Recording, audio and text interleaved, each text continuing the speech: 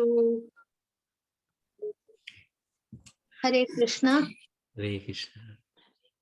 Thank you again for joining us today. Today we'll be learning the last two verses of the Bala Mukundastakam, number 7 and number 8. And with that, by Sri Krishna's grace, we will have completed learning the Bala Mukundastakam. Excellent. Once we complete these two verses, we will go through one quick round of every verse just to refresh our minds, because we began this 4 weeks ago, so that we don't lose track of what we have been learning so far. We'll just go through all the verses once again at the end. So number 7, I hope the visibility is fine. Yes. Okay. Make it a little bigger, I think, yeah, if possible. Okay, I think let If me possible. zoom in. Yeah, of course, no problem. Yeah, that's better. Yeah, that's okay. Yeah, that looks better. Okay, I can zoom in a bit more. Okay. I don't know what difference it's making. Yeah, that's good. Yeah. That's okay, right? Yeah. Okay. So this verse praises the Lord's Damodar Leela. So the words go like this. Ulu, I'm just going to read through the words, just quickly explain them as best as I can, and then we'll get down to learning it.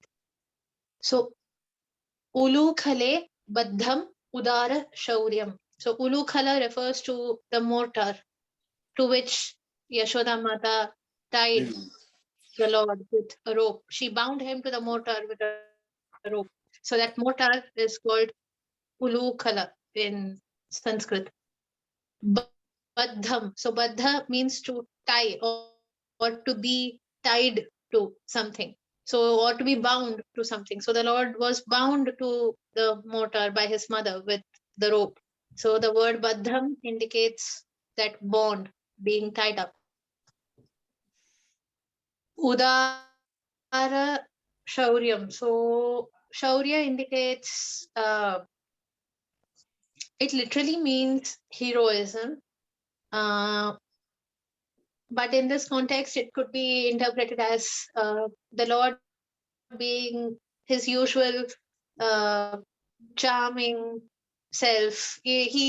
Or I should say, unfazed. He was unbothered. He was not bothered that his mother had bound him to the mortar. He was still smiling. He was still the same mischievous child. So, of course, he did not let her tie him up straight away, did he? He put her through so much before she could finally tie him. So, yeah, so those words indicate that playfulness of the Lord.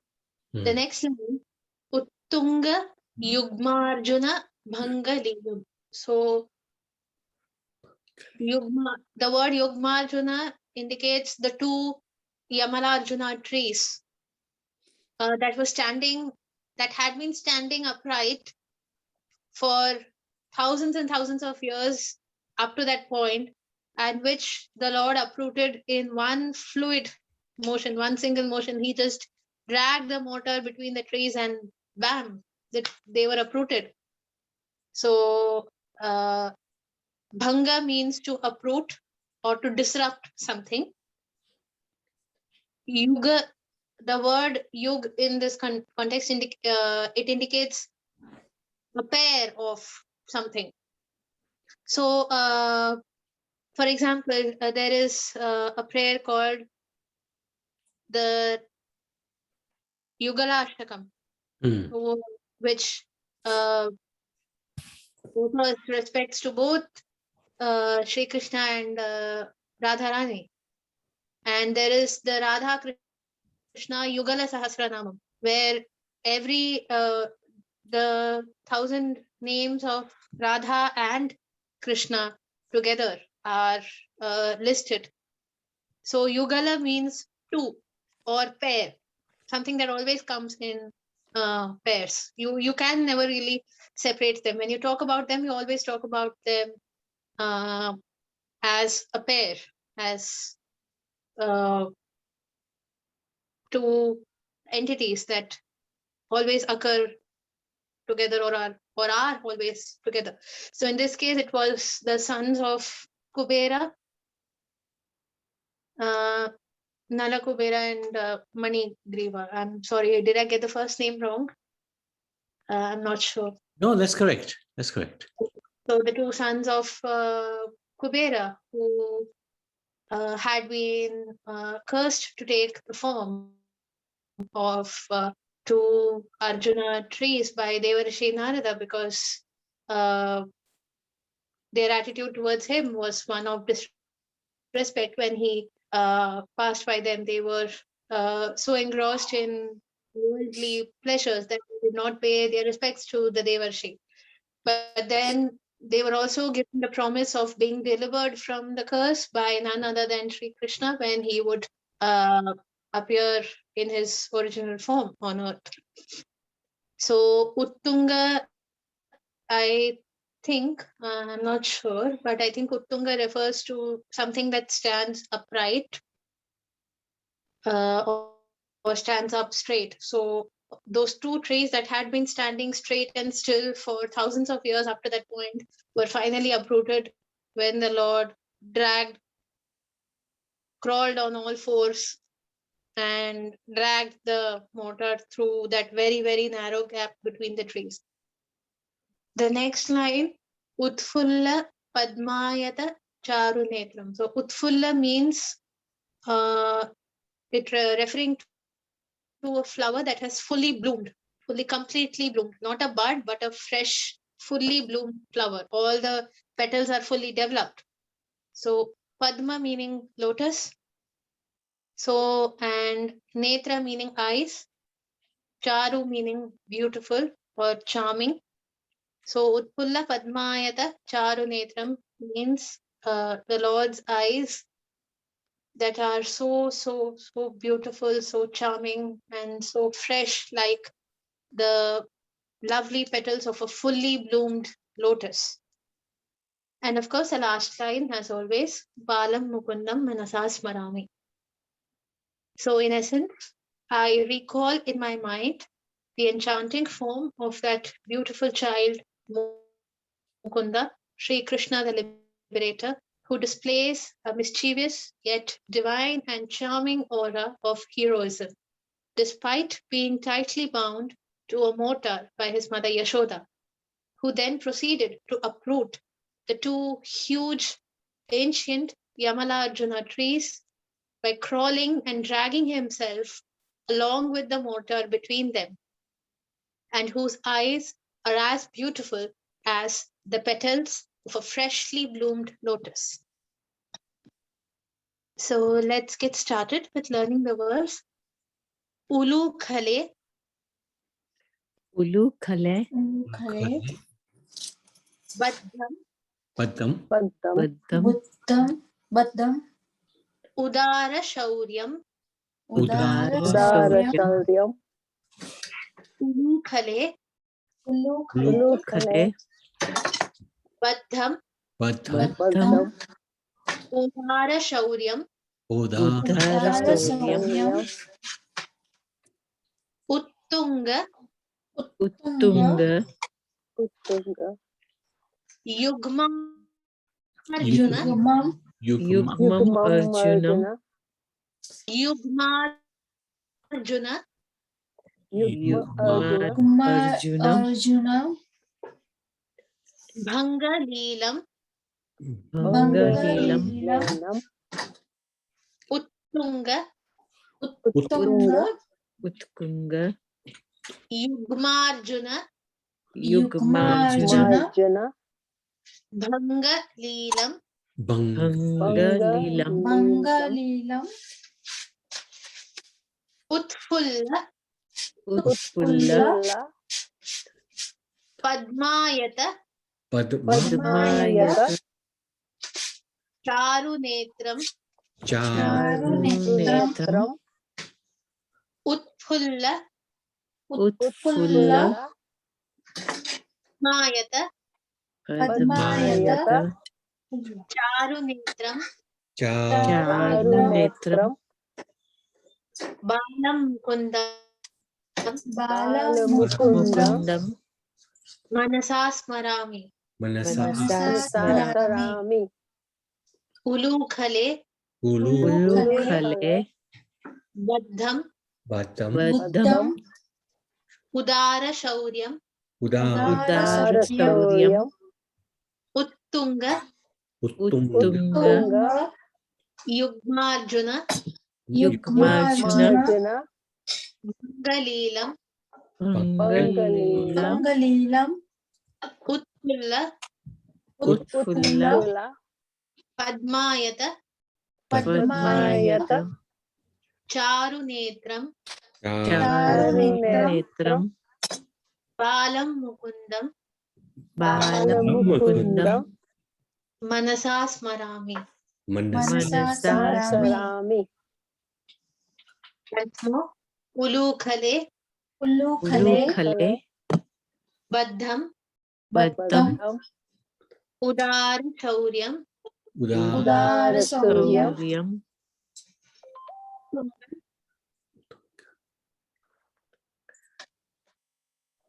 Uttunga. Uttunga. Yugmarjuna. Yugmarjuna. Dhangalilam. Pangalilam. Utfulla. Utfulla. Padmayata. Padmayata. Charunetram. Charunetram. Balam Mukundam. Balamukundam. Manasa Smarami. Manasasmarami. Okay, let's give it a try one by one. Okay. Just what was the tune? Ulu Kali Padam Udara Shoryam Utanga Yugmarjuna Pangalilam Utfulla Padma Yatacharunetram Balam Mukundam Manasa Smarami. Wonderful. Very nice. Thank you, Prabhudev. Hare Krishna. Thank you. Next, please. Okay.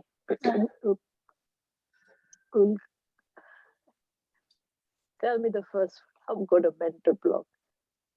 So, Ulukhale. okay. Ulu khale bandhanam. Baddham. Bandham. Baddham. Yes. Uttara Shuryam. Udara Shauryam.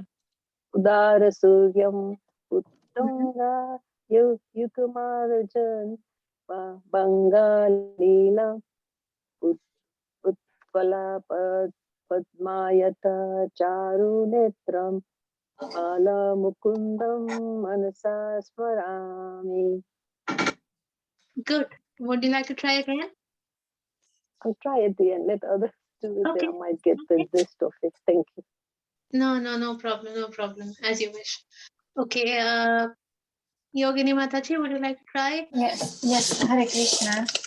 Krishna. Ulukhale buddham udara shaurya uttayugam arjuna banga bililam uttafulula padmayata charunetram balamukundam manasa smarami. Hare Krishna. Hare Krishna. Is it okay? Did I make a mistake? I don't know. Would you like to try again? Yes, please, if you don't mind. No, absolutely don't. You are free to. The more you chant, the better. Yes. As much as you like. Ulukhale buddham darasauriyam uttang yugama arjuna bangalilam Utfulla padmayata charunetram balamukundam manasa smarami. Good. I do Good. this. Thank you. Hare Krishna. Hare Krishna. Okay. Then that brings us to the next verse, the last verse of the Bala Mukundastakam. Shruti ji, I didn't have a go. Can I have a go? Oh, you did not. Number 7. I'm so sorry. That's okay. Yeah, please. Yeah. So sorry I missed it. Yeah. Utkale buddham ulukule buddham buddham darasaurya uttanga mayurjanam mandalilam utfala padmayatam charuranetram balam mukundam manasa smarami. Okay, would you like to try again once more? Ullakale Ulukale. ulukale badam udarasoryam uttanga yugamarjunam bangam lilam Pangalilam utfale utfulla padamayatam charuranetram balam mukundam manasa smarami. Good, very good. Hare Okay, Krishna. I have one more go. Yes, please. Ullukale bandam rudra suryam uttang yugmar arjan panga nilam utfale padmayate sorry Utfulla padmayate charu netram bal mukundam manasa smarami. Good. Thank you. Thank you. Hare Krishna. Hare Krishna. Okay. So the next verse, the last verse of the Bala Mukundastakam.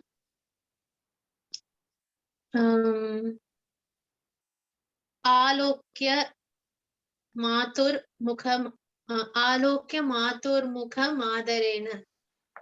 So this alokya means to observe or to see. Matur mukha meaning the mother's face, that is Yashoda Mata's face. So the Lord lovingly looking at his mother's face as he is drinking her milk. So the next line describes, the next line says, Stanyam pibantam sarasi ruhaksham. So pibantam means to drink. And so sarasi ruhaksham means the lotus eyes. So he looks very sweetly, very charmingly at his mother's face with his lotus-like eyes as she is feeding him. And the next line, Satchinmayam. So Satchinmayam meaning the Lord being the very essence of pure consciousness. Devam meaning the Lord, referring to the Lord. Ananta Rupam meaning the infinite form of the Lord. The Lord has no end, no beginning. He has no limits. He is not limited by any boundaries. So Ananta Rupam. And lastly, of course, Balam Mukundam Manasa Smarami. So I recall in my mind the enchanting form of that beautiful child Mukunda, Sri Krishna the Liberator, who looks at his mother's face with his lotus-like eyes while drinking her milk, and whose infinite form is the essence of pure consciousness. And of course, this is the concluding line, which indicates the end to this very beautiful prayer. So it says, Iti Shri Bilvamangala Thakura Virachitam Bala Mukundastakam Sampurnam. So iti meaning and so ends the Bala Mukundastakam, composed by Shri Bilvamangal Thakur. So Shri Bilvamangal Thakur Virachitam. Virachitam means composed by, and Sampurna means it's complete. It's this is the end of the Bala Mukundastakam. Beautiful. Well done. So let's learn this verse then. Yeah. Alokya Alokya Matur Mukha Matur Mukha Madaren Madaren Madarena. Alokya Matur Mukha. Alokya matu mukha madarena. Very good, very good. Alokya Matur Mukha Alokya matur Matur mukha Mukha Madarena Madarena Stanyam Stanya Pibantam Pibanta Sarati Ruhakam Sarasi Ruhaksham Ruhaksham Stanyam Pibantam Stanya Bibantam Stanyam Pibantam Sarati Ruhaksham Sarasi Sarasi Ruhaksham Ruhaksham Satchinmayam Satchinmayam Satchinmayam Devam Devam Devam Anantarupam Anantarupam Anantarupam Satchinmayam Satchinmayam Mayam Devam Devam Anantarupam Anantarupam Anantarupam Balam Mukundam Bala Bala Mukundam Manasa Smarami. Manasa Smarami. Alokya Alokya Alokyam Matur Mukha Matur Mukha Madarena Madarena Stanyam Stanyam Pibantam Pibantam Pibantam Sarasi Ruhaksham Sarasi Sarasi Ruhaksham Satchinmayam Satchinmayam Devam Devam Anantarupam Anantarupam Balam Mukundam Bala Bala Mukundam Mukundam Manasa Smarami. Manasa Smarami Once more. Alokya Alokya Matur Matur Mukha Madarena Madarena Madarena Stanyam Pibantam Stanyam Pibantam Pibantam Sarasi Ruhaksham Sarasi Sarasi Ruhaksham Ruhaksham Satchinmayam Satchinmayam Satchinmayam Devam Devan Anantarupam Anantarupam Anantarupam Balam Mukundam Balam Mukundam Manasa Smarami. Manasa Manasa Smarami. Smarami. Okay. Would you like to try? Who wants to go first? Prabhuji not trying it? Yeah, I'll do it.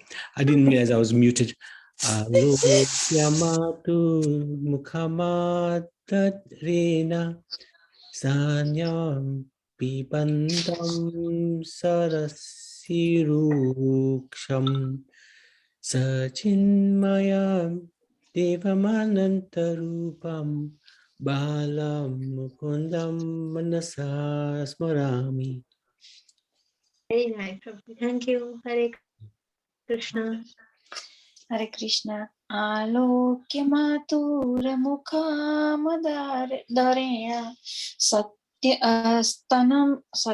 stanyam pibantam sarasiruhaksham satchinmayam devam manantarupam Bala Mukundam manasa smarami. Hare Krishna. Thank you, Mataji. Hare Krishna. Okay, next please. Try.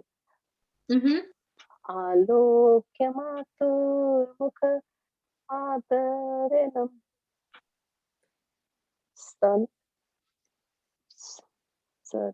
Sarayukam Sanyam. Sachimayam Devam Anantarupam. I couldn't hear the second line. Stanyam. Sanyam Bibantam Sarari Sukha Sarasi Ruhaksham. Sarasi Rukha San. Ruhaksham. Sorry, Ruhaksham. Yeah. So Sarasi Ruha means lotus and Aksham means eyes. So Sarasi Ruhaksham means lotus eyes, lotus-like eyes. Okay, next line. Sachimayam Devam Anantarupam Balam Mukundam Manasa Smarami. Nice, very nice. Thank you. You. Hare Krishna. Hare Krishna. Hare Krishna. Yes, please. Sorry. Alokya matru mukhamadarenam stanaya pabindam sarasiruhaksham mayam devanam tarupam balam Sachin Devam Manantarupam. Devam. Okay, are you reading the Sanskrit? No, I'm reading English. Okay, so it's Devam Anantarupam. Sachinmayam Devananta Anurupam Balam Mukundam Manasa Smarami. Sachinmayam Deva Anantarupam Balam Mukundam Manasa Smarami. Very nice, very nice. Thank you so much. Yeah. Hare Krishna. Hare Krishna. And we are done. We are done. That's it. Well done. Congratulations. Thank you, Shruti and Thank Prabhuji. Wow, that was really enjoyable. I Yes, just wish I could Really good. pronounce it better. Thank you. Thank you. Prabhuji, can we do the Damodar Stotra to learn, please? Which one? Damodar Stotra. Damodar. Oh, Damodar. Lila one. We can. You mean the Astakam, no? Damodar Astakam. Yeah, Yes, Damodar. yes. Sure. I mean, let's see what Shruti's got in mind. Okay. I have to read through the. I'm familiar with some of the verses. I used to. I started reciting it in during the Kartik month last year. Yes. Of a ghee lamp. To I have got a picture of Yashoda Damodar that we got in when we were in Bharat, and then we brought it here home. So we have it here at home. Yeah, yeah, we can do that. That's a good idea. Let me see. I'll put it out. I'll try to put together something similar, like the Sanskrit text followed by the English text in this format. Is this English format easy for everyone? It's good. Yeah. Yes, it's good. Yeah, because Very good, very good. Sorry, Yeah. Shruti. The English wise, I've got problem. Sorry. Oh no. No, but you do the Sanskrit anyway, no, Yogini? Yes, sir. Yes, Prabhuji. Yeah, that's fine. Yeah. So yeah, so this format is usually it tries to simplify the pronunciation of the Sanskrit text to some extent, because it's got, wherever it's got a dash above the A, you know that you have to stretch, elongate the pronunciation. So it's A instead of A. And whenever it's got a dot below the N, N as in news, you know that it is N instead of N. So there's a difference. So you know how to pronounce it. Of course, it's not possible to exactly replicate every single pronunciation, because Sanskrit is such a complex language. But yeah, I think all of many of the texts, or rather all of the texts that we refer to in most of our sessions, whether it is the Bhagavad Gita or the Bhagavatam, they all have the English text in this format. It's called something. There's a very specific word for it. I don't know. I don't remember it right now. There's a very specific name for this way of writing the words in English. What do they call that? Yeah, I can't remember either. It's very specific. It's very specific, yeah. I don't recall it immediately. Do you all want to go through all the verses once? Do you want me to recite them, or do you want us all to write together? What do you think? It might be better if you go through it. At least we record that. Yes, Okay. that's a good idea. Yeah. So would you like me to sing the verses or just recite them? I think sing them. How do you want me to? Sorry? Yeah. Sing them. Okay, okay. This tune is fine, right? The tune that we are, most of us are familiar with? Yeah. Okay, Very I'll good. try. I'll try my best. Okay, so may I begin then? Yes, please. Thank you. I will. Okay. I'll just switch to full screen mode. Is this okay? Are you still able to see the text? Yes, yes. It's good. It's okay, right? Yeah, because I just switched to the slideshow mode. Okay. Yeah. Hare Krishna. Hare Krishna. करारविन्देन पदारविन्दम् मुखारविन्दे विनिवेशयन्तम् वटस्य पत्रस्य पुटेशयानं बालं मुकुन्दं मनसा स्मरामि संहृत्य लोकान् वटपत्रमध्ये शयानम् आद्यन्तविहीनरूपम् सर्वेश्वरं सर्वहितावतारं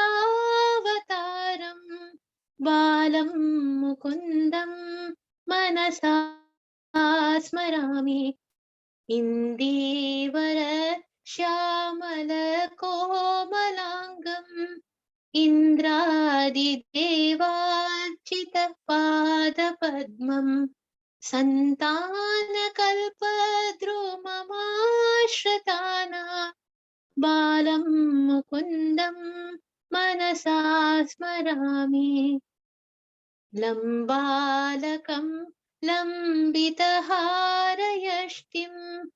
शृङ्गारलीलाङ्कितदन्तपङ्क्तिं बिम्बाधरं चारुविशालनेत्रं बालं मुकुन्दं मनसा स्मरामि शिक्ये निधायाद्यपयोदधीनि बहिर्गतायां व्रजनायिकायां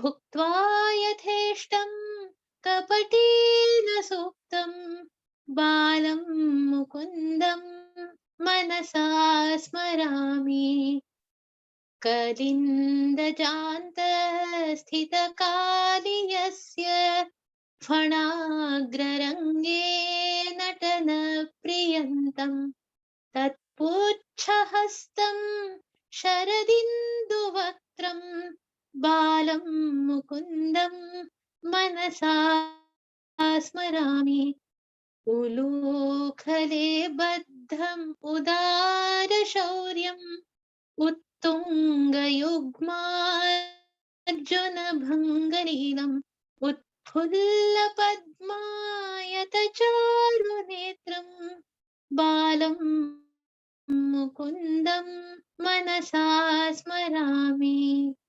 आलोक्य मातुर्मुखमादरेण स्तन्यं पिबन्तं सरसीरुहाक्षम् सच्चिन्मयं देवम् अनन्तरूपं बालं मुकुन्दं मनसा स्मरामि इति श्री बिल्वमंगल ठाकुर विरचितं श्री बालमुकुंदाष्टकं संपूर्णम्।